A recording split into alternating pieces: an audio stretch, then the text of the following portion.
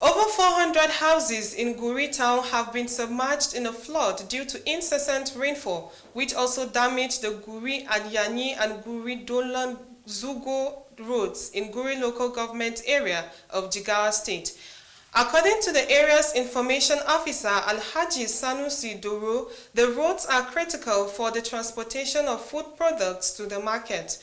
Doro, in a statement, stated that the damage had cut off residents of Adiani and Dolan Zugo from Guru town, the local government headquarters, adding that hundreds of people displaced by the flood are now taking shelter in schools.